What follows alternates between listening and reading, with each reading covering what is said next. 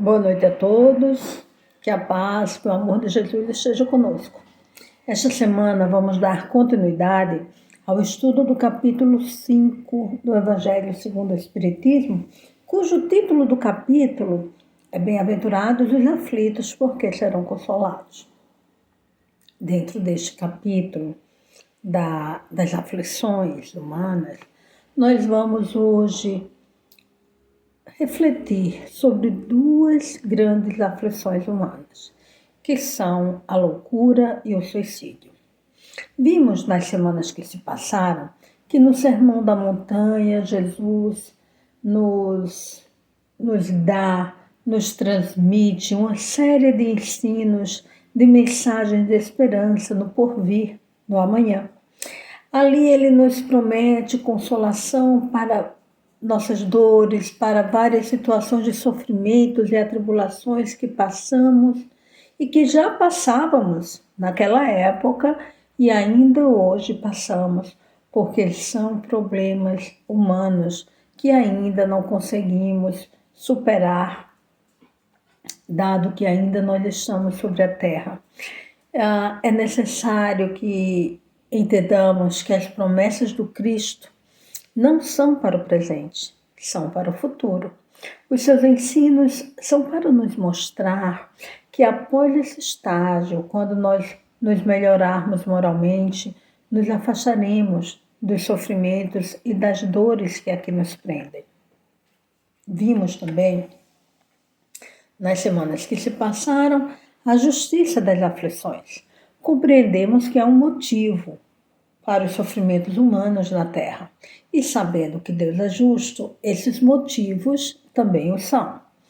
E mais, há um objetivo a ser alcançado com esta lição que o sofrimento nos traz. E esse objetivo, após alcançado, é a consolação para o nosso sofrimento, porque nos trará o aprendizado, o progresso e evitará que caiamos novamente. Vimos também sobre a resignação. Resignar-se é ter paciência com o sofrimento, é não se desesperar, não se irar ou se revoltar contra Deus. Não é sinônimo de desânimo, não. Resignado é aquele que diante do sofrimento, com base, com confiança na bondade de Deus, faz tudo o que está ao seu alcance, tudo o que lhe seja possível para melhorar a condição na qual se encontra. Assim, a calma, a resignação e a fé, a confiança na misericórdia do nosso Pai, na providência que sempre nos ampara, nos dá uma serenidade, uma calma que funciona como um antídoto para a loucura e para o suicídio. E o Evangelho nos fala que grande parte dos casos de loucura são causados por não termos forças para suportarmos as vicissitudes da vida, os pequenos ou os grandes desarranjos, os desafios que nos são impostos e que temos que vencer para crescermos. Então, quando temos a visão clara, nítida, de que tudo na terra é passageiro e que nossa fé, confiança em Deus e no futuro promissor que nos aguarda, que nos espera adiante, temos forças para enfrentar as dificuldades que estamos atravessando. Conseguimos passar pelos problemas terrenos sem perdermos o senso, sem enlouquecermos e sem chegarmos ao ponto de tirarmos a nossa vida material. Com relação ao suicídio, o Evangelho nos ensina que grande parte dos casos que ocorrem se dão também pela desesperança, pelo descontentamento, por não termos forças para seguirmos adiante. A incredulidade, a dúvida quanto ao futuro, o apego às ideias materialistas também, que incutem nos homens essa ideia de que a vida é apenas o corpo, que a morte do corpo físico é o fim da existência. São essas ideias que produzem essa desesperança, porque retiram de nós a resignação, que é a razão para persistirmos. Essa ausência de fé, da confiança de que no futuro nós seremos felizes, se enfrentarmos com resignação estes momentos difíceis pelos quais estamos passando hoje, é o que nos leva ao desespero, ao ponto de tirarmos a nossa vida. Por isso devemos fortalecer a nossa fé, a nossa confiança em nosso Pai, em sua misericórdia, em sua bondade. E isso podemos fazer pelo estudo do Evangelho e das demais obras espíritas. Às vezes nós estamos passando por problemas graves, sofrimentos atrozes há muitos anos, há muito tempo. São decepções que se avolumam e que se somam muitas vezes a problemas financeiros, somados também muitas vezes a problemas emocionais, a problemas de convivência dentro do lar, a problemas de convivência no trabalho, e que nos faz pensar que a nossa vida perdeu a razão de ser. Neste momento nós precisamos desabafar, precisamos conversar, precisamos pedir a orientação de uma pessoa que não esteja envolvida no problema. E isso nosso Centro Espírita Allan Kardec nos oferece. Nós temos aqui o atendimento fraterno que nos oferece, nos ouve, nos orienta, nos oferece esse serviço. Também nos é de grande valia nestes momentos o passe, que nos infunde de energias positivas, salutares, que vão nos fortalecer o corpo e o espírito, nos dando ânimo para enfrentarmos esses problemas que estamos passando sem nos desesperarmos. Mas em alguns casos, nós estamos doentes. Os hormônios que nos fazem nos sentirmos alegres, bem dispostos, bem-humorados, equilibrados, estão em desalinho, estão faltando, estão precisando ser repostos ali, equilibrados, sendo necessário para isso medicamentos capazes de nos trazer de volta essa estabilidade emocional, a saúde do corpo físico. Aí é necessário nós recorrermos à psiquiatria, recorrermos à ciência. Mas muitos de nós têm vergonha de procurar ajuda médica quando estão com problemas psicológicos. Ora, se nós procuramos ajuda médica quando nós estamos com problemas cardíacos, quando nós estamos com problemas gástricos, quando nós estamos com problemas ortopédicos, qual é a razão para nos envergonharmos de procurarmos ajuda médica ou psicológica quando nós estamos com problemas de ordem mental? Nós devemos refletir sobre isso. Qual a razão? O que nos leva a nos negarmos a procurar um médico nessas situações? A razão está no preconceito que nós trazemos, porque a sociedade durante muitos anos, durante longos anos, excluiu do convívio social aqueles que tinham distúrbios de ordem psíquica, os relegando a sanatórios e os desprezando socialmente. Mas se nós alimentarmos esses preconceitos, escondendo nossa doença, negando a nossa doença, quando isso acabará? Não é? Qual é o bem que vai nos fazer e que vai mesmo fazer a sociedade nós escondermos, nós nos negarmos a procurarmos um médico, né, ou um psicólogo nessas situações?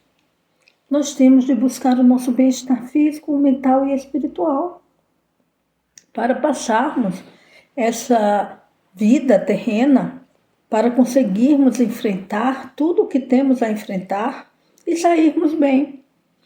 No entanto, em alguns casos, nós não conseguimos, mesmo com toda a ajuda espiritual, com toda a ajuda dos amigos, com toda a ajuda psicológica, nós estamos no fundo do poço. E aí, nós não acreditamos mais que possamos sair daquele estado em que estamos e cometemos um ato deslocado. um ato de desesperança total, um ato que vai nos levar à morte do corpo físico. Nós cometemos este ato achando que matando o corpo, estaremos matando o espírito e estaremos nos livrando de todos os problemas que nos afetam. E aí nós temos uma grande decepção quando acordamos do outro lado da vida. Quão grande é a nossa decepção? Quão grande é o nosso desespero a nos darmos conta que continuamos vivos e agora com mais problemas. Aí nos arrependemos e nos voltamos para o nosso Pai. Depois, muitas vezes, de grandes sofrimentos, nos voltamos para o nosso Pai. Então, amparados pelo amor daqueles que ficaram, pelas vibrações, pelas preces, e depois de recorrermos ao nosso Pai, arrependidos pelo nosso ato translocado, nos damos conta realmente de que nada do que possamos fazer vai ser capaz de diminuir o amor daquele Pai por nós, do nosso Pai Celestial. E o nosso Pai nos recolhe, nos cuida, nos recupera e nos concede nova oportunidade de vivermos na carne. É como se nos dissesse: vai, filho, vai fazer a prova novamente. Desta vez serás novamente assistido, mas muito mais severamente assistido, a fim de que não cometas novamente um erro tão grave. Então voltamos para o corpo para recomeçar. É certo que iremos novamente enfrentar todas as aflições da vida, todas as vicissitudes necessárias ao nosso progresso espiritual. Mas estaremos cercados de amigos, de almas cuidadosas, aqui e no mundo invisível. Antes de retornarmos à carne, é feito conosco o levantamento de todos os nossos equívocos e de todos os nossos acertos, nossos vícios, nossas virtudes, e combinamos que voltaremos a enfrentar essa ou aquela situação de dificuldade que ainda nós não conseguimos vencer. E então nos são dados os recursos para vencermos. E quais são esses recursos? De início, já nos é dado um guia espiritual, que nós chamamos muitas vezes de anjo guardião. Este guia espiritual é alguém que nos ama muito, que é nosso fiador. E além de nos amar, ele tem uma superioridade moral em relação a nós mesmos. E ele é o nosso orientador.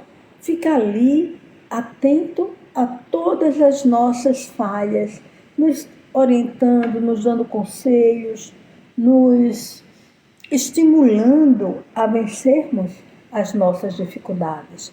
Depois disso, nos é dada uma família. E nessa família nós vamos encontrar pessoas capazes de nos ajudar, amigos capazes de nos ajudar. Então, Kardec pergunta aos espíritos, quando ele está escrevendo, antes dele escrever o livro, né, porque ele primeiro faz as perguntas, depois ele compila nos livros as respostas que foram dadas. Então, Kardec coloca para os espíritos uma questão muito importante sobre o desânimo, sobre o que ele chama de melancolia. E a melancolia, a qual os espíritos se referem, é um sentimento que muitas vezes nos vem como uma vaga tristeza, um cansaço de viver, de lutar, uma desesperança, um certo abatimento que muitas vezes nos ocorre, com um sentimento de saudade, de falta, de estarmos deslocados, não sabemos de onde nem porquê, qual seria o ideal, mas nós não estamos bem, não estamos à vontade e ficamos tristes. Nos dizem os benfeitores espirituais para não nos deixarmos dominar por este sentimento. Às vezes pensamos equivocadamente que não iremos dar conta da nossa tarefa, mas devemos ter em mente que Deus, que é bom e misericordioso, não nos daria uma prova que nós não somos capazes de levar a bom termo, de sermos bem-sucedidos. Tenhamos fé, seremos vitoriosos nesta missão que Deus nos confiou. Para isso, nós estamos aqui, estudando o Evangelho, nos fortalecendo, tomando os passos, tentando modificar os nossos vícios, retirar os nossos vícios morais e físicos, aplicando na nossa vida os ensinamentos de Jesus. Então, os Espíritos nos orientam para resistirmos a essas sensações de apatia, porque esses sentimentos enfraquecem a nossa vontade de viver, de ir adiante. E tudo o que precisamos no estágio em que estamos é de coragem, de ânimo para a luta. Neste momento de desânimo, devemos nos socorrer das orações, pois Deus sempre fortalece a nossa coragem se nós pedirmos. E aí nós nos questionamos com relação aos nossos irmãos que já cometeram esse ato. O que podemos fazer? Confiar que o nosso Pai é misericórdia e bondade eterna. E Ele não desampara nenhum dos seus filhos. E orarmos e vibrarmos. A oração é um poderoso bálsamo para aquelas almas, para nossas almas. Quando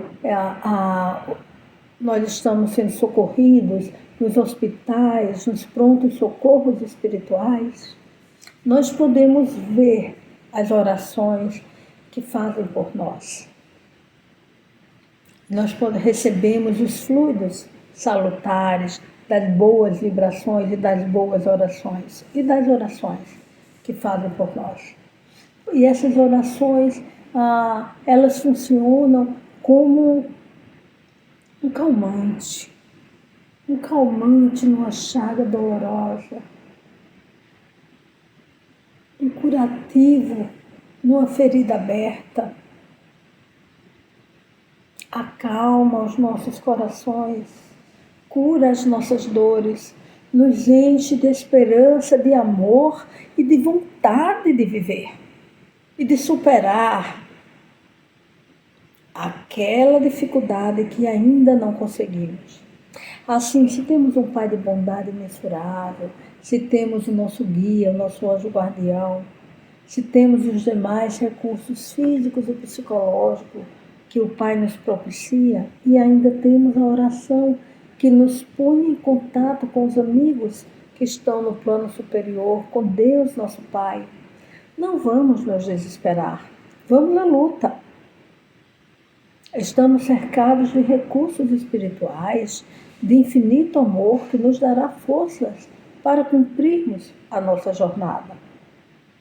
Afinal, sabemos que esta encarnação é uma pequena jornada na vida que jamais se extinguirá.